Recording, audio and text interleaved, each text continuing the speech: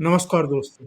Ocean network में आपका स्वागत है। मैं हूं ओमकार चौधरी। 2014 में जब नरेंद्र मोदी देश के प्रधानमंत्री बने, उन्होंने खास तौर से 2 चीज़ों पर ज़ीरो टॉलरेंस की बात कही थी। एक तो आतंकवाद और नक्सलवाद पर और दूसरे भ्रष्टाचार पर। दोनों ही मोर्चों पर ये सरकार बहुत कड़ाई से आगे बढ़ती हुई दिखाई दे रही है, चाहे आर्थिक सुधारों के लिए किए गए प्रयास समझ लीजिए, ईडी, इनकम टैक्स, सीबीआई या जो दूसरे जुड़े हुए इन्वेस्टिगेशन एजेंसियां हैं, उनकी कार्रवाई अलग-अलग राज्यों में देख लीजिए। और चूंकि पॉलिटिकल पार्टियों और उनके नेताओं पर भी कार्रवाई हुई है, इसलिए हम चीख चिल्लाहट कुछ ज्यादा ही देखते हैं। अ, अगर आतंकवाद और नक्सलवाद की बात करें, तो सर्वाधिक जहां से घुसपैठ हो रही थी, वहां अब करीब-करीब 86-87% घुसपैठ में कमी आ गई है। और जम्मू कश्मीर में जो इनके सो कॉल्ड कमांडर बैठे हुए थे, सीमा पार से जो फंडिंग हो रही थी, जो घुसपैठ हो रही थी, उसमें कमी आई है। इन ना केवल इनके कमांडर मारे गए हैं, बल्कि आतंकवादी भी बहुत बड़ी संख्या में, भारी संख्या में मारे गए हैं। अगर हम देखें तो देश के भीतर एक आध घटनाओं को छोड़ करके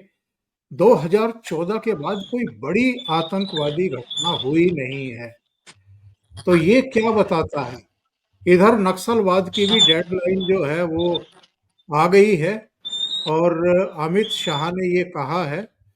कि हम 31 मार्च 2026 तक देश में नक्सलवाद को खत्म कर देंगे। पूर्वोत्तर की बात करें तो मणिपुर और एक आध और जगह को छोड़ दें, तो हम ये देख रहे हैं कि वहां भी जिस तरह की इंसर्जेंसी थी, दूसरे तरह की समस्याएं थी, उनका भी निपटारा हो रहा है। पाकिस्तान में अननोन गनमैन वो काम कर रहा है जिसकी कल्पना किसी ने नहीं की थी। बहुत सारे लोग कहते हैं कि उसमें मोसाद की भी सेवाएं ली जा रही हैं, अफगानिस्तान में कुछ हैंडलर हैं, उनकी भी मदद ली जा रही है, तालिबान के बारे में भी कहा जाता है। लेकिन जैसे भी हो रहा है, 2 दर्जन से ज्यादा जो भारत में आतंकवादी वारदातों के लिए जिम्मेदार थे, उनको निपटाया जा चुका है।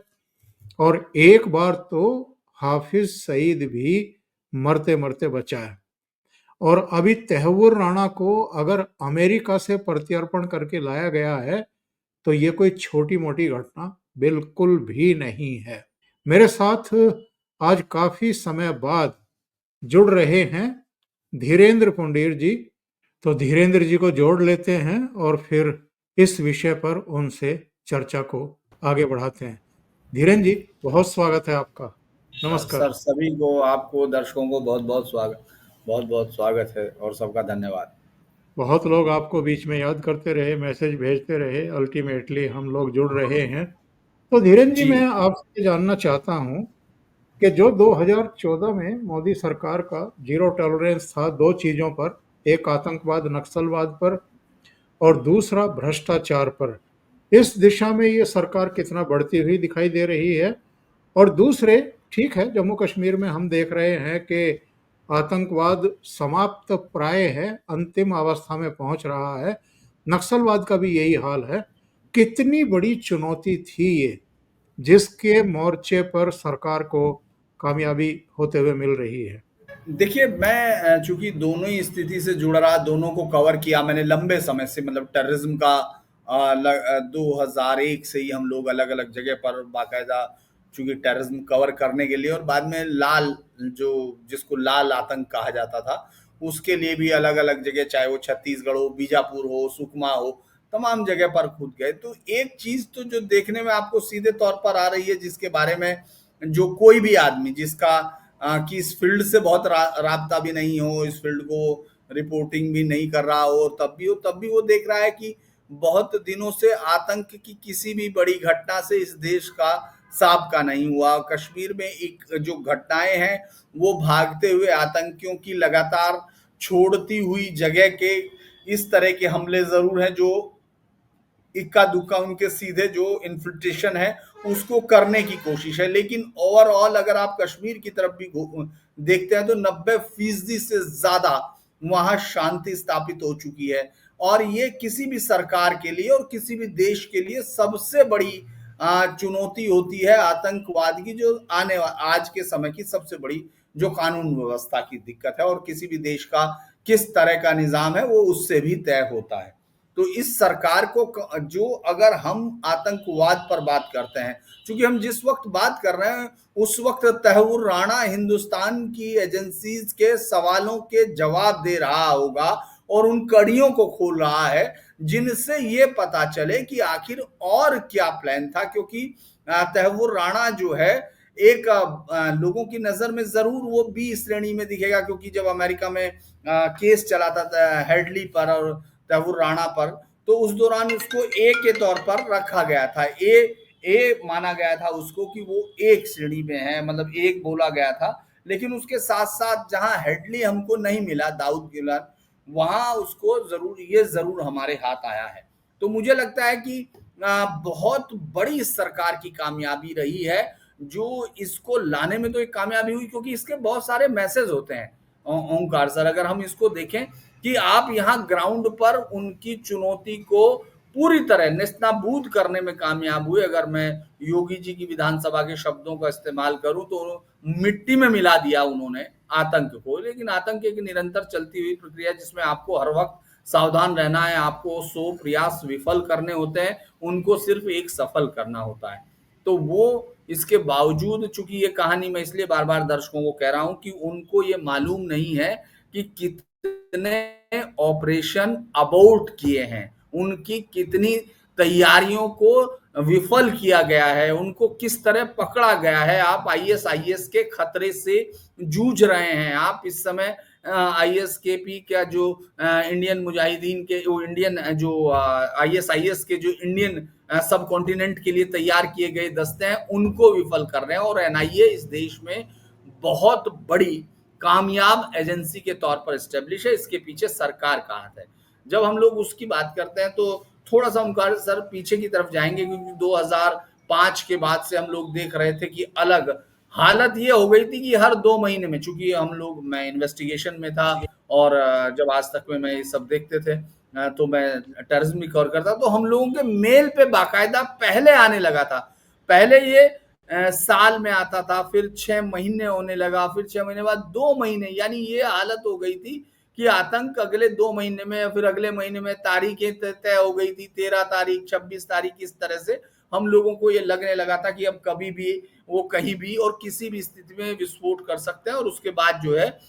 मेल भी पहले भेज देंगे, यहाँ तक कि पहले मेल भेज रहे थे। उसमें थोड़ा काम अगर उस सरकार की तरफ से, पहली सरकार में किसी एक आदमी को दिया जाएगा, तो वो चिदम्बरम ने कोशिश की जब वो होम मिनिस्टर थे। लेकिन पूरी सरकार का जो माहौल था वो इस माहौल से अलग था। वहां सिर्फ एक शख्स ने टकराने की कोशिश की, बाकी तमाम होम मिनिस्टर जो सरकार के थे हिंदू आतंकवाद को स्टेब्लिश करने की कोशिश की। यानी एक ऐसी दुनिया की सबसे बड़ी, चूंकि यहाँ इस देश में वोटों की राजनीति है, जाति राजनीति है, अदरवाइज तो उस समय उन लोगों को जिन्होंने ये कोशिशें की थी उनके खिलाफ राष्ट्रद्रोह के मुकदमे कायम होने चाहिए थे। और ये बार बार आपको फील होगा, क्योंकि आपको दिग्विजय सिंह याद आएगा, आपको अजीज बर्नी याद आएगा, आपको महेश भट्ट याद आएगा, हर एक चीज पर ये चीजें आएंगी। तो जब हम आतंक की बात करते हैं तो आतंक के मामले में इस सरकार ने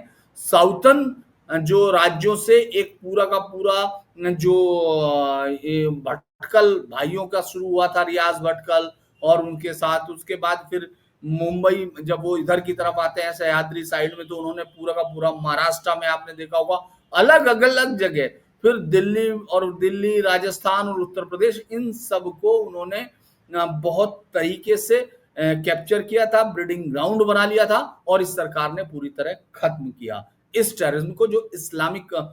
जो वामपंथियों, जो इस्लामिक टेररिज्म का है, इसका सीधा रिश्ता है, क्योंकि ये धर्म की कुछ उनको लेकर बाकायदा उनके कुछ कोट के सहारे बढ़ता है। तो इसलिए इसमें किसी को जोड़ने से कोई दिक्कत नहीं हो सकती। लाल आतंक है बीजापुर की उस सड़क पर। मैंने ट्रेवल किया है जिस पर उस सड़क को बनाने के लिए 52 से ज्यादा हिंदुस्तान के पैरामिलिट्री फोर्सेस के जवान अपनी शहादत या अपना बलिदान आत्मोत्सर्ग कर चुके थे, वो दे चुके थे। वहां आज आप आराम से गाड़ी लेकर घूम सकते हैं। अभी हालांकि एक दो बड़े अटैक करने की उन्होंने कोशिश की थी, लेकिन जवाब जिस तरह का सरकार ने दिया है, तो मुझे लगता है 31 मार्च की जो तारीख है 2026 की, वो कोई एक खाली प्रचार नहीं है, बल्कि एक देश के गृह मंत्री का दिया गया मुझे लगता है एक सनद है कि हम ये करेंगे, तो वो करेंगे। धीरेन जी, समस्या के मूल को समझना और फिर उसके लिए रणनीति बनाना और जड़ों पर प्रहार करना जहां से प्राणवायु मिल रही है। जैसे जो फंडिंग हो रही थी कश्मीर के और हिंदुस्तान के आतंकवाद के लिए भी, जिन जिन भी स्रोतों से फंडिंग आ रही थी उनको काटना, वो गर्भनाल काटना। यहाँ जो लोग उनको शह दे रहे थे, जगह दे रहे थे, उनका हर तरह का छिपने से लेकर के और तमाम चीज़ों का ख्याल रख रहे थे, उनकी गर्दनों तक हाथ पकड़ना, पहुंचाना। और जो कवर फायर देते थे, कभी पत्थरबाजी करके उनको बचाने के लिए सड़कों पर आ जाते थे, उनको ठिकाने लगाना, उनको हिंदी में समझाना, अलगाववादियों की कमर तोड़ना। और जो कश्मीर की राजनीतिक पार्टियां थी वो भी कभी कभी कवर फायर करती हुई दिखाई देती थी, पाकिस्तान का राग अलापती थी, उनको पूरी तरह हतोत्साहित करके रखना, ये कितना बड़ा टास्क था। दरअसल मैं उन तमाम लोगों को जो इसको सुन रहे हैं या जिन लोगों ने कभी कश्मीर को ट्रेवल नहीं किया उस दौर में, उनको ये फील करना बड़ा मुश्किल होगा कि वहां किसी भी किसी भी गैर कश्मीरी हिंदुस्तानी के लिए वहां कितना समस्या वहां खड़ी थी, किस तरह से वो ट्रीट, क्योंकि आपने ये मान लिया था। जब आप ये मान लेते हैं कि चूंकि ये कब माना जाता है, जब आपकी सरकारें घुटने टेक देती हैं, जमीन चूमने लगती हैं आतंकवादियों के समय, और उनकी सरकारों को ये मान लेते हैं कि हमारी हद ये है। जैसे आपने पूर्वोत्तर की तरफ आपने इशारा भी नहीं किया, लेकिन मैं पूर्वोत्तर की तरफ जहां पैरेलल टैक्स लेने लगती हैं सरकारें और आप इसको एडमिट करते हैं, उस तरह की हालात यहां दिखाई दे रहे थे कश्मीर में। चूंकि मैं लगातार उस शांति के समय में भी, जब शांति हुई थी बीच में एक समय लिया गया था, और उसके बाद फिर 2016 बुरहान वानी का, जिस तरह से जाकिर मूसा, बुरहान वानी, ये तमाम लोग नाम से जाते हैं जिनको स्टार की तरह दर्जा दिया गया था, वो आतंकवादी से ज्यादा उनके इन्फ्लुएंसर बदल गए थे, क्योंकि आपने मान लिया था कि ये चलेगा, इसको कोई दिक्कत नहीं, और आप इसको स्वीकार करते थे। 70 किलोमीटर की सड़क है जो आपको वहां से जाती थी। मैं मुझे याद है जो नागालैंड में कोहिमा की बात कर रहा हूँ, दीमापुर से कोहिमा, वहां आपको 4.5 घंटे लगते थे, 5 घंटे, और आपने माना हुआ था हाँ लगेंगे। 2014 से पहले वहां ये होता ही था, मतलब ये सोचा ही नहीं जा सकता था कि ये 2 घंटे का रास्ता भी नहीं है, जबकि पहाड़ वहां बहुत ज्यादा है, वो अब है, आप जा सकते हैं। जिस कश्मीर में हाजिन से लेके जहां से शुरुआत हुई थी एक उस समय की मिलिटेंसी की, मैंने चूंकि काफी एक्सटेंसिव कवर किया था तमाम जगह पर, अलग अलग जगह जाकर, उस वक्त एक बल्कि मनोज जोशी की बहुत अच्छी बुक भी थी, द लोस्ट रिबेलियन, उसमें अगर आप गौर करेंगे किस तरह से उनका जहां मन कर रहा था वो कर रहे थे। मेरी तमाम जो आज एक एक करके पार्टियां हुर्रियत कॉन्फ्रेंस की अपने आप को अलहदा कर रही हैं, इनके कई सारे लोगों के साथ मेरी खुद की बातचीत है। मैं आपको इसलिए कह रहा हूँ तमाम दर्शकों को इस बात के लिए कि मैं फर्स्ट हैंड वहाँ कवर किया हूँ। हाँ, हालांकि मेरी बहुत रुचि इसमें नहीं रहती कि मैं उनसे किसी से गुप्त मुलाकात करके अलग से मुलाकात करूँ, मैं कैमरे के साथ ही मिला, जब भी मिलता रहा, और ऑफ द कैमरा भी ओपन में मिले। तो ऐसा कुछ नहीं कि मैं ये कहूँ कि मैं, क्योंकि उस समय वो बिल्कुल ओपन ही बैठे थे जैसे हुर्रियत कॉन्फ्रेंस के, तो मैं उनसे अक्सर सवाल करता था, तो उनके सवालों के जवाब इस तरह के होते थे कि यार तुम कौन होते हो बोलने वाले, जब तुम्हारी सरकार ये हालत है। आप सोचिए देश का प्रधानमंत्री ऐसे शख्स से बात करे, हाथ मिला, ये बात आप दुनिया के किसी भी देश में सोच नहीं सकते हैं ओंकार जी, कि वो सुरक्षा बलों का हत्यारा है, उसको यहां का मॉडर्न गांधी बना दिया पत्रकारिता ने। यहाँ के अंग्रेजी के वो पत्रकार जो दिल्ली के उसमें बैठ के, जिनको वाकई सही वर्ड दिए गए थे, लुटेंस कोई कोई खराब वर्ड नहीं था, वो उनके लिए बहुत बेहतर, वो लोग उसको गांधी साबित कर रहे थे कि ये गांधी है कश्मीर का, हत्यारा, खुलेआम हत्यारा, कराटे, बिट्टा कराटे। आप सोचिए, वो स्क्रीन पे बोल रहा है, उसका इंटरव्यू मौजूद है, वो 50 आदमियों के कत्ल की बात कर रहा है, हिंदुओं के कत्ल की बात कर रहा है। उसके बाद उन तमाम पर, और आज भी इसमें देखिए, मैं बार बार एक बात कहता हूँ बहुत उसके साथ, कि हम लोग ये मानते हैं कि कोर्ट जो है, कोर्ट्स जो है, शायद इस देश के, मैं इस देश के लिए नहीं कहूंगा, कॉन्स्टिट्यूशन में कहूंगा वो, कि कॉन्स्टिट्यूशन में उनकी भूमिका है, लेकिन इस देश के लिए, क्योंकि वो 75 में उन्होंने घुटने टेके, जब भी कोई आया वो तुरंत नीचे झुके, और देश वेश के लिए उनका कोई इस तरह का मैं नहीं मानता हूं, क्योंकि उनको कोई बहुत एक्स्ट्रा ऑर्डिनरी उन्होंने कुछ ऐसा कह दिया हो जिससे इस देश की रक्षा हो, क्योंकि संविधान में उनका एक हिस्सा है, वो कभी कभी उसको पालन करने में कामयाब होते हैं, नहीं तो ज्यादातर वो सिर्फ होता है। क्योंकि आप ये सोचिए, ये कैसे कह सकती है कोई सरकार, कोई कोर्ट, कि साहब उनके खिलाफ मुकदमे नहीं चलेंगे क्योंकि समय हो गया है। आप सोच सकते हैं, अभी एसआईटी बनी है ना 84 में, जो सिखों के साथ जिस तरह से एक खास पार्टी के लोगों ने जिस तरह का अत्याचार किया था, जिस तरह का नरसंहार किया था, खुलेआम किया था, उसका, उस पर एसआईटी बन सकती है, लेकिन आरे से चीर के आधा कर देने वाली लड़की, उसको गरे सरेआम उनको गोली मार देने वाले, मैं एक बड़ा मुझे लगता है कि अगर आप ज्यादा समय की वो ना हो, तो मैं आपको एक वो सुनाता हूँ, कि जब मैं गया पहली बार श्रीनगर में, एक होटल में रुका, वो वही हिस्सा है जहां हर समय फायरिंग हुआ करती थी, और बड़े आराम से पत्रकार ऊपर से दिखाते थे, क्योंकि सब सिस्टम एक जैसा हो गया था। वो लोग मान चुके थे कि यार दिल्ली ने जब हमको सौंप ही दिया, तो जो आपकी तरफ से लड़ रहे होंगे, जो जो कश्मीरी आपकी तरफ से लड़ रहे थे, यानी देश का झंडा लिए हुए थे, उन सबको उन्होंने जमीन के नीचे तार दिया ना। जब आप दिल्ली ये समर्पण करती है, तो वो ये नहीं सोचते हैं कि वहां जो हमारे लिए लड़ रहे थे उनका क्या हुआ होगा। तो मैं उन लोगों को दिख रहा था, तो अलग अलग लोगों से मिलता था, तो वो कहते थे साहब हमको इस तरह छोड़ दिया, छोड़ दिया। तो मैं एक दिन होटल का कमरा खुलवाया, तो चूंकि कई कई लंबा दिन रहना पड़ते थे, 10 10 15 15 दिन उस वक्त का दौर था, तो उस खिड़की से श्रीनगर के अंदर डाउनटाउन के पास पीछे की तरफ होटल था, तो जहां यासीन मलिक, जहां कानून था, अलग अलग जगह अलग अलग आदमी का कानून था, क्योंकि वहां सरकार का कानून नहीं था, हिंदुस्तान का कानून नहीं था, बाकी सबके कानून वहां थे। तो वो जो है खिड़की का दरवाजा खोला उसने, वेटर ने, तो मैं देखता था कि एक मकान पे अजब सा कुछ लिखा हुआ है, वो मकान पे फट्टे लगे हुए, फट्टे ठोके हुए थे, और उसमें कुछ नहीं, वो जर्जर होता, वो बड़ा खूबसूरत मकान, 2 3 मंजिला हो, क्योंकि मैं चौथे पांचवें फ्लोर पे था होटल के, तो हो सकता है कि वो उसके सामने पैरेलल दिख रहा था, वो इतने फ्लोर उसके होंगे। तो मैं, और लॉन जो उजड़ा हुआ था, वहां लॉन में कुछ नहीं था, तो मिट्टी दिख रही थी, पौधों के कुछ पड़े थे, तो मैं अक्सर शूट कर निकलने जाता था शाम को। फिर एक वेटर से चूंकि आप बातचीत कर, मैंने कहा ये क्या है, तो उसने कहा कि साहब वो पंडितों का मकान था, वो छोड़ के भाग गए, वहां से चले गए, कोई उनको लाने वाला नहीं, कौन वहां जाता है, कोई नहीं, कुछ नहीं, लोग क्या कर रहे हैं उसका कोई मतलब नहीं। उसके बाद जब ये 2019 में अगस्त, हम लोग जहाँ बैठे थे, मतलब मुझे पता नहीं, अभी तो मैं उसके बाद फिर नहीं गया हूँ, एक दिन गया तो उधर नहीं गया, उस होटल में नहीं रुका, जहाँ यूएनएससी का जो एक हम लोगों ने यहाँ बनाया हुआ था ऑफिस, जिनको हम पैसे दे रहे थे, जिसको इस सरकार ने कहा कि इसकी जरूरत नहीं है, हमको क्या जरूरत है, वो उसके जस्ट सामने एक, उस पे एक होटल है, बहुत 5 स्टार होटल है, उसके बराबर गुपकार रोड शुरू हो जाती है, जो कश्मीर के उन तमाम लोगों को सुरक्षा देती है जो दोनों तरफ या 5 तरफ या 17 तरफ खेल सकते थे। उस पर वहीं फारूक साहब का, वहीं पीडीपी का, और वहीं तमाम लोगों का, जिनसे फिर को खाली भी कराने की बात हुई, वो तमाम जगह थी। उसके जस्ट सामने, आज 2019 की मैं बात कर रहा था, वहां एक घर, जहां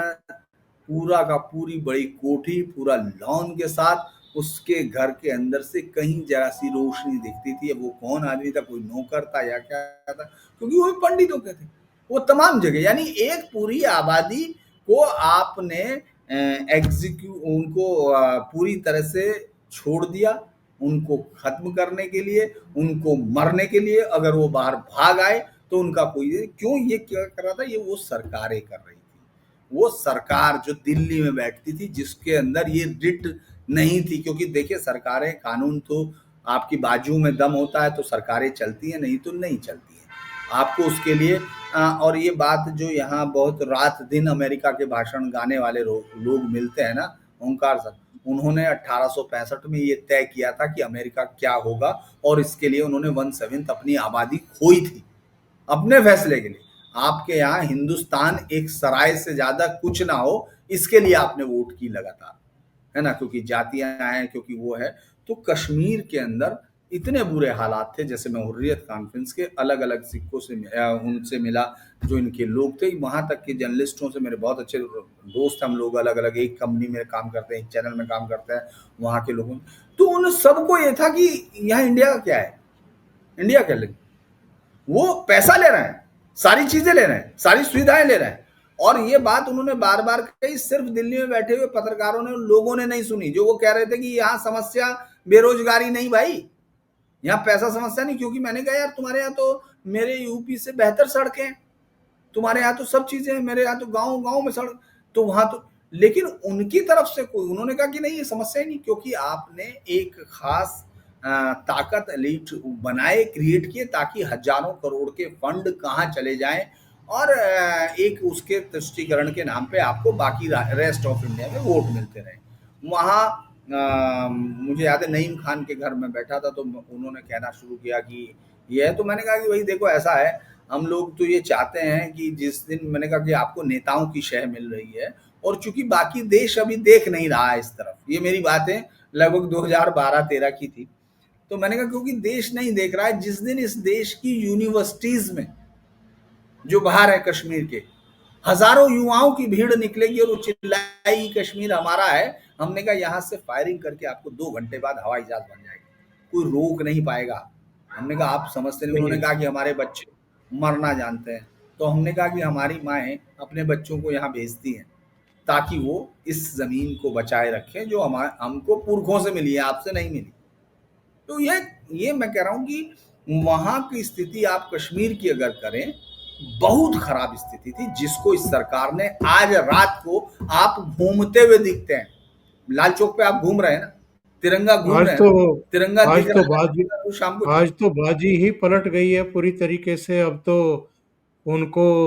पीओजे के गिलगिट और बाल्टिस्तान बचाना भारी पड़ रहा है। देखिए आपने रिट साबित किया, आपने बताया कि आपके पास पहले से आप बहुत पैसा इन्फ्यूज कर रहे हैं। मैं बार बार कह रहा हूँ कि हिंदुस्तान पैसा, और वहां के अखबारों में लिखा जाता था, उसमें लिखा जाता था कि आप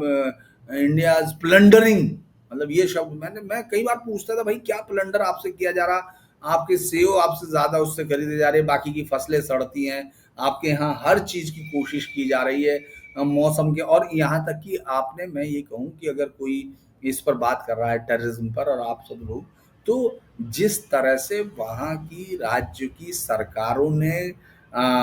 वो किया, लद्दाख जैसे शहर का जो डेमोग्राफी है उसको चेंज करने की कोशिश की, मतलब इतनी कहानियां हैं, अगर सुनाने बैठ जाऊंगा तो शायद मैं कई दिन तक लगातार उन पर जिले वाइज बोलता हुआ चला जाऊंगा। लेकिन ये एक मोटे तौर पर कहा जा सकता है कि इस सरकार ने उस ऐसे इलाके को जिसको हमने खो दिया, ये एक दिल्ली के अंदर पत्रकारों ने, दिल्ली से गए, मेरे साथ एक इंग्लिश जर्नलिस्ट थे, हम लोग एक दौरान पत्थरबाजी पे खबर कर रहे थे जो पथराव गए, तो वहां बड़ा एक स्टाइल होता है, जैसे ही आपने उससे कुछ किया तो वो अचानक वो सामने वाला जो एकदम बहुत अच्छे से बात कर रहा है, उसकी नसें सूख जाएंगी, एकदम चेहरा ऐसे करेगा और कहेगा कि तुम लूट रहे हो मेरे बच्चों मेरे। तो उसके बाद आने के बाद उसने कहा कि ये सब बातें हो गई, मैं बाहर आ गया, तो उस जो महिला रिपोर्टर थी उसने मुझसे कहा कि देखिए वो कितना कितना उसकी बातों में सच्चाई थी। तो मैंने कहा कि अच्छा, तुमने काफी गहराई से सच्चाई देखते हो। मैंने कहा कि जब स्टेज पर एक्टिंग होती है तो दिखता है कि कौन सा कलाकार की एक्टिंग है, वो बाद में आगे चाय पीता है वही आदमी उठ के। तो वो कहने लगी कि नहीं नहीं नहीं आप ज्यादा कर रहे हो। तो मैंने, जो मेरे साथ चल रहा था ड्राइवर, मैंने उससे कहा कि हाँ भाई आपको दिक्कत क्या है हमसे, मतलब एक साथ चल रहे, बातचीत चल रही है। तो उसने कहा भाई साहब कुछ दिक्कत नहीं है, हम लोगों की अगर चाय में नमक कम हो जाता है, जनरली वहाँ नमक की चाय आमतौर पर पीते हैं,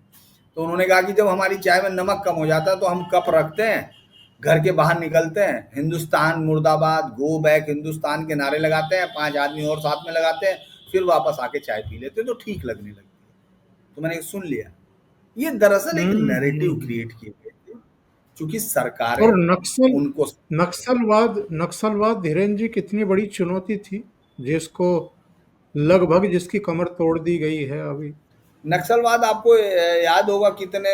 दर्जन भर से ज्यादा 14 से 17 राज्यों में फैल गया था। हर साल हम पढ़ते आ रहे थे 2014 से पहले, और मैं जो बोल रहा हूँ उसको दर्शक अपने आप जाके देख सकते हैं। उसमें थोड़ा बहुत इधर उधर चूंकि टाइम और मेमोरी हम लोग साथ में रख के नहीं बैठ रहे, लेकिन और कमोबेश पूरी 70 कहानी जवान उन एक साथ मार डाले गए थे। 70 जवानों की चिंतन हत्या लार की गई। चिंतन लार में मैं गया, 76 जवान थे उस जगह पर गया। सुकमा से जब हम लोग चिंतन लार की तरफ जाते हैं तो बीच में वो पड़ता है, वो कच्चा इलाका था, अब वहां सड़कें बन गई। बल्कि हालत ये थी, जब मैं वो पेड़ पर कुछ लगा हुआ था तो मैं शूट करने जाना चाह रहा था, तो वहां के लोगों ने ही रोका, बल्कि जवानों ने कहा कि नहीं आप ये मत कीजिए, क्योंकि ये इसीलिए लगाए जाते हैं रास्ते में आईडी होगी, मतलब वो जो बीच की सड़क से उस पेड़ के बीच के कहीं ना कहीं आईडी होगी, उनको मालूम होता है। तो एक समय ये हो गया था कि वहां कोई जाता ही नहीं था। मुझे याद है अबूझमाड़, जिसको राजधानी कहा जाता, ये बात करते थे पत्रकार कि साहब वो राजधानी है, वहां वहां कभी तिरंगा नहीं फहराया जाता। आज अमूझमाड़ में स्कूल चल रहे हैं हिंदुस्तान की सरकार। बल्कि मैं जब पिछली बार चुनाव कवर कर रहा था, इससे पहला चुनाव, तो मैं सुकमा में गया। सुकमा में जाने के बाद मैंने देखा कि वहां ट्रैक्टर की एजेंसी थी, तो मैं उनसे मिलने गया। हमने कहा यार यहाँ कहने, वैसे वो इससे पहले तो मैं सोच ही नहीं सकता था। फिर मैं बीजापुर में गया। बीजापुर जो कंप्लीट, जिसमें आतंक, जो ये जो सलाम वाले लोग हैं, वो जिस शहर के अंदर घुस के कब्जा करते थे, जिस शहर को, उसके अंदर आपको बिजनेस होता हुआ दिख रहा था, इतना खूबसूरत तरीके से। जबकि हम उस जमाने में बाइकों पे गए थे, बाइक पे जा रहे थे, और अंदर वो लोग, चूंकि सड़कें नहीं थी, कम्युनिकेशन नहीं था, उसी को काट रहे थे। लेकिन धीरे धीरे कम्युनिकेशन और सड़कों के अंदर जो आदमी की अदम्य इच्छा है, क्योंकि उनके अंदर तो डेवलपमेंट की इच्छा थी, देश उनकी तरफ देखे ये इच्छा थी, उनके उन इच्छाओं को, मैंने बताया ना कि अगर आपको जब हम लोग एक बार त्रिपुरा पर भी बात कर रहे थे, मैंने बताया था कि एक भी हिंदुस्तानी नेता का चेहरा त्रिपुरा कम्युनिस्ट पार्टी के दफ्तर पे नहीं था। जो उन्होंने बाहर लगाए हुए थे उनमें एक भी नहीं था। चूंकि मैं समझ नहीं पाया था कि यहाँ पोल पॉट,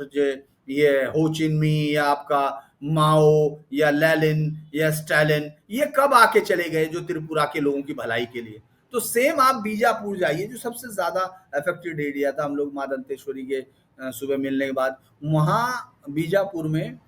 लगभग 400 लोगों के साथ एक बहुत ही खूबसूरत वो चल रहा था, कॉल सेंटर। वो लोग उस कॉल सेंटर में उन बच्चों को देख रहे थे जो दिल्ली के टक्कर का कॉल सेंटर था, वो लोग चल रहे हैं। तो इस सरकार ने आके उनके अंदर ये जब आपको लगता है कि आपके पीछे आपकी सूचना पर लोग आएंगे, सरकार आएगी, खड़ी है, एक्शन होगा, तो लोग बाहर निकलते हैं, क्योंकि हर कोई आदमी चाहता है उनके पास कोई इस तरह की चीज नहीं। वो शोषण के खिलाफ के लिए आवाज उठा रहे थे ना, लेकिन उस शोषण के खिलाफ आवाज को हिंदुस्तान के खिलाफ की आवाज में बदल देने वाले लोग उन्हीं के निहित स्वार्थी थे, जिनको इस सरकार ने सेग्रीगेट किया और उन पर प्रहार किया। आपको दिख रहा होगा कि अब सेना के जवान नहीं, या वो पैरामिलिट्री फोर्सेस के जवान नहीं, या पुलिस के जवान नहीं, आतंकी मारे जा रहे हैं, वो लाल आतंकी। क्योंकि उनको तो ये मान लिया गया था ना बहुत सॉफ्ट है। जबकि इस देश दर्शकों के लिए भी मैं बता दूं कि तेलंगाना विद्रोह आजादी के तुरंत बाद सबसे बड़ा जो आतंकी संगठन थे, उन्होंने तेलंगाना में विद्रोह कर दिया था, राष्ट्र के खिलाफ विद्रोह कंटिन्यू। अगर आपने देखा तो हत्याओं की सीरीज उन्होंने शुरू की, क्योंकि जो इस्लामिक टेरर है वो आपने 90 के बाद देखना शुरू किया। उससे पहले ये एक वो टेरर था जो आपकी आजादी के साथ ही मिल गया था, लेकिन आप इसको एक नई वो मानते थे। और वामपंथियों की एक पूरी लाइन थी जो इसको ग्लैमराइज कर रही थी, जो इसको वो कर रही थी। आपने देखा होगा 67 से लेके जो 77 तक के बीच में कांग्रेस के ऊपर जो बंगाल में इस तरह की वो लिखी अत्याचार हुए होंगे, अन्याय हुए होंगे, मैं नहीं मना कर रहा, लेकिन 77 के बाद जिस तरह से डेमोक्रेटिक सेटअप को खत्म करके एक गैंग बना दिए गए, वो तो मतलब आश्चर्यजनक। उससे देश को बताया जाना चाहिए। ये तो अब नए मीडिया, सोशल मीडिया के आने से इस देश की एक नई संकल्पना साकार हो रही है, जिसमें कि हर आदमी अपना हिस्सा ढूंढ रहा है, हर एक आदमी भूमिका ढूंढ रहा है। हालांकि इस वक्त भी आप देख रहे होंगे कि तैमूर राणा के, अगर अगर आप ये सोचिए कि उस रात, चूंकि मैं 26 को ये अटैक हुआ था और हम लोग 26 की रात में ही दिल्ली एयरपोर्ट पर थे, क्योंकि रात की फ्लाइट कैंसिल कर दी गई थी 11:30। अब वो सारी कहानियां हैं। और चूंकि मैं उन रिपोर्टर में से हूँ जिन्होंने सबसे पहला फोटो दिया था इस देश को, जो हम लोगों ने आज तक तो मैंने ब्रेक किया था, इसका फोटो जो कसाब का, आमिर अजमल कसाब का फोटो हमको एक अधिकारी से मिला। मतलब चूंकि यही हम लोगों का काम ही होता है, रिपोर्टिंग, तो इसलिए उसका आप ये समझिए 27 की सुबह की पहली फ्लाइट, क्योंकि रात की फ्लाइट कैंसिल हो गई थी, तो उसके बाद से हम वहां थे। मैं वहां सबसे पहला जो मेरा रिपोर्टिंग का वो था कि ये एक शख्स अगर पकड़ा ना जाता, ये शख्स पकड़ा जाना, यानी आमिर अजमल कसाब जैसा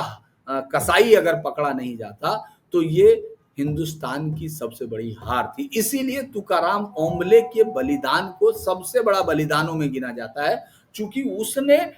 एक पूरे देश की मतलब पूरे नैरेटिव को बदल दिया। क्योंकि अजीज बर्नी जैसा पत्रकार, बल्कि अजीज बर्नी की तो बहुत सारी कहानियां हैं, किस तरह से वो उर्दू में वहां जाके कश्मीर में कुछ और, उसको प्रोजेक्ट सरकार ने दिया था और वहां वो सॉफ्ट टेररिज्म को मूव कर रहे। उसी तरह से आप ये देखिए कि कैसे कोई ये कर सकता है कि वो देश का आज भी संसद में बैठता है। ये इस देश की उदारता है, ये कोई अभिव्यक्ति की आजादी नहीं है, और ये कोई उदारता भी नहीं, ये कमजोरी है। अगर आप इस तरह के लोगों को जो खुलेआम, जिनके पास कोई सबूत नहीं, आपके पास कुछ भी कहने के लिए कुछ तो सबूत होना चाहिए, कुछ तो आपके पास होता। आप एक नेशनल पार्टी जो सत्ता में है उसके जनरल सेक्रेटरी, उसमें मिनिस्टर, इतने ताकतवर आदमी, और आप ये कह रहे हो कि साहब आरएसएस और वो किसी को भी कहिए राजनीतिक विरोध हो सकता है, लेकिन आपको ये मालूम नहीं कि आपके उस बयान को किस तरह से इस्लामिक टेररिज्म के कैंपों में भुनाया गया, उनके कैंपों में क्या क्या उसको कहा गया कि साहब देखिए गरीब मुसलमान को मारा जा रहा है, जबकि ये आदमी जो जनरल सेक्रेटरी है वो ये कह रहा है, वो किताब का उद्घाटन कर रहा है। उसके बाद आप हैं दरअसल, मैं कई बार सोचता हूँ, ये बात थोड़ी सी अलग है, लेकिन ओंकार जी इससे जुड़ी हुई इसलिए बड़ी बात है कि जिन 52 इतिहासकारों ने हिंदुस्तान के, जो रोमिला थापर है, इरफान हबीब है, या तमाम लोग जिन्होंने इलाहाबाद हाई कोर्ट्स में या उसमें जो हलफनामे, जिन्होंने ये क्लेम किया था कि वहां अयोध्या मंदिर का अस्तित्व नहीं है, सुप्रीम कोर्ट के फैसले के बाद उनके खिलाफ फर्जरी होनी चाहिए थी, उनकी किताबें हटाई जानी, उनके एक्शन लिए जाने चाहिए थे, उनसे पूछा जाना चाहिए था, और झूठे बिल्कुल हलफनामे देने पर उनको सजाएं होनी चाहिए थी। लेकिन यहाँ उनको इनाम दिया जाता है, आज भी उनको कोर्ट कर रहे हो, सुप्रीम कोर्ट देश का उनको। तो उसी तरह से उन लेफ्टिस्ट आईटीए ने या उन अंग्रेजी के लोगों ने, जिनके लिए पत्रकारिता का कोई मतलब नहीं था, और पत्रकारिता उनके लिए, आप ये सोचिए भाषा ये भी तय करती है, अब भाषा की लड़ाई हो रही है ओंकार जी, भाषा ये भी तय करती है कि आप किस तरह से उस जगह को देख रहे हो। तो जो अंग्रेजी के लोग हैं जिनके लिए है, उनकी जो मौलिक वो है आइडिया, वो एक दूसरे दुनिया के लिए है, वो इस देश के लिए है भी नहीं, वो सोचते नहीं। सही है। कुछ भी कहिए, वो अच्छे है कि अपनी इंटेलेक्ट देते होंगे कि साहब ये करते हो, लेकिन मुझे नहीं लगता। मैं उनकी रिपोर्टिंग को जब भी देखता हूँ कि बुरहान वानी एक मास्टर का बेटा इस तरह लिखा जा रहा है कि आप रोने लगते, मतलब आप हर एक उस पर देखिएगा तो आपको पता चल जाएगा। और अगर हम चलते चलते पूर्वोत्तर की बात करें, वहाँ के जख्मों को कुरेदने की कोशिश ये दिल्ली में बैठे हुए लोग करते हैं, जिनके समय में पूर्वोत्तर के अधिकांश राज्य सुलग रहे थे, लिटरली सुलग रहे थे, टूटने के कगार पर पहुंचे हुए थे, जगह जगह ये हिंसा, देखिए, मैं सिर्फ अलगाववाद। सवाल तो कीजिए, मैं ये सवाल लोग जिस तरह की हरकतें कर रहे हैं, अभी भी फिर से पूर्वोत्तर को सुलगाने, उनके सेंटीमेंट को कुरेदने और फिर से बर्बादी की इबारत लिखने, ये मूर्ख लोग हैं, देश विरोधी लोग हैं, या इनको अतीत का पता नहीं है कि पूर्वोत्तर के राज्य किन संकटों से गुजरे हैं। दरअसल ये मूर्ख लोग नहीं हैं, इन लोगों के साथ एक बहुत ही ज़बरदस्त तरीके से, क्योंकि सिर्फ वहीं नहीं हो रहा है। अगर आप आज की डेट में एज ए रिपोर्टर मुझसे पूछेंगे, जो इन्वेस्टिगेशन और सुरक्षा बलों को कवर करते रहे हो, और इंटरनल सिक्योरिटी पे कवर किया हो अगर उसको, तो आप देखेंगे कि ये चीज़ आपको पंजाब से होती हुई दिखेगी। पंजाब में वो उस चीज को उठाना चाह रहे हैं, पंजाब के उस उसके अंदर एक नया आपने देखा होगा पंजाब के अंदर अलग किस्म से वहाँ एक धर्मांतरण की एक पूरी होड़ है, लेकिन उस सब से या दूसरे इश्यूज से नशा हर एक आदमी को, मतलब हर एक आदमी का कोई उस तरह नहीं मैं कह रहा हूँ कि उसको रिकॉर्ड में देखें, लेकिन एक जो आम भाषा है उस तरह से उस नशे का प्रिवेलेंस देखिए, परिवारों तक पहुंच गया, अच्छे अच्छे परिवार परेशान है। आप उस पर बहस नहीं कर रहे हैं, आप सदन में ये बता रहे हैं, मतलब यहाँ तक कि इतिहास पलटने की कोशिश हो रही है। पंजाब में देखें, पंजाब में आप क्या कर रहे हैं, आप एक मरे हुए जिन्न को वापस उठा के खड़ा कर देना चाहते हैं। वहाँ हिमाचल से आने वाली बसें, उन पे चूंकि हिमाचल में भी कांग्रेस पार्टी की सरकार है, तो उसको लग रहा है कि इसको बहुत ज्यादा इस पर काम करना उनके वोटों के अगेंस्ट हो सकता है। और पंजाब में भी आप देख रहे हैं कि भिंडरावाले की फोटो लगानी है, भिंडरावाले की बसों पे, चूंकि आप अभी नहीं बोल रहे हैं तो परसों चीखों को आपको सुनना पड़ेगा। अगर आज आप आवाज नहीं सुन रहे तो परसों उसी तरह से पूर्वोत्तर में मणिपुर को लेके आपको दिखेगा कि हर कोई स्क्रीन पे बैठा हुआ आदमी जिसने जिंदगी में देखा भी नहीं होगा वो इस तरह चुनौती दे रहा है, क्योंकि एक ओपननेस, मतलब इसको हम लोग अभिव्यक्ति गिन रहे हैं कि वो ऐसे चुनौती देता है प्रधानमंत्री को, मणिपुर पे बोलो, फला पे बोलो। ये वो उसको लगता है जैसे वो मणिपुर का बहुत बड़ा विद्वान हो गया और वो बहुत सारी चीजें जानता है। इस पूर्वोत्तर को इसीलिए ये छूट दी गई थी। अब कई बार आप देखते हैं कि जैसे उत्तराखंड में भी इस तरह का कि सब बाहर के आदमी को नहीं फला, ये सब चीजें ये सब होती हैं क्योंकि आपने एक गंदी राजनीति की शुरुआत बहुत पहले से की थी। लेकिन पूर्वोत्तर पे आप कह सकते थे कि आपको उन आदिवासी समुदायों की जो मूल संस्कृति है उसको सेव करना है। ये एक वो था जब आपने वहां बाकी सबके प्रवेश, यहाँ तक कि नागालैंड में भारत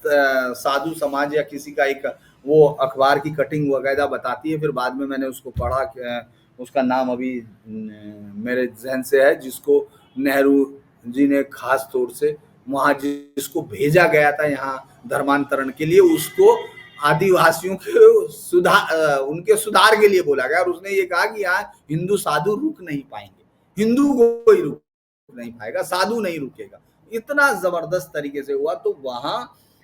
एक नैरेटिव हुआ था जो मेरी समझ कहती है, मैंने मून तक अलग अलग जगह हर एक राज्य में घूम के, चाहे वो नागालैंड हो चाहे वो देखा कि वहां उन्होंने ये तय किया था, खासतौर से कांग्रेस पार्टी का उस समय का अगर हम लोग नेतृत्व की बात करें, कि वो सिर्फ उनको एक सांसद दे दें यहाँ के लिए, उसके अलावा उनको जो करना है उससे उनको कोई लेना देना नहीं। आपने एक आदिवासियों की संस्कृति को बचाने के नाम पे धर्मांतरण की एक ऐसी अंधी आंधी वहां चलाई कि वहां आज ये अंतर करना आपको भारी हो रहा है कि वो मांग क्या रहे हैं, वो लड़ किस लिए रहे हैं। वो एक धार्मिक उसके नाम पे मांग रहे हैं क्योंकि यहाँ इतना ज्यादा उसको चारों तरफ से मिलता नहीं है। लेकिन आपके चारों तरफ तो इस तरह के देश है ना दुश्मन,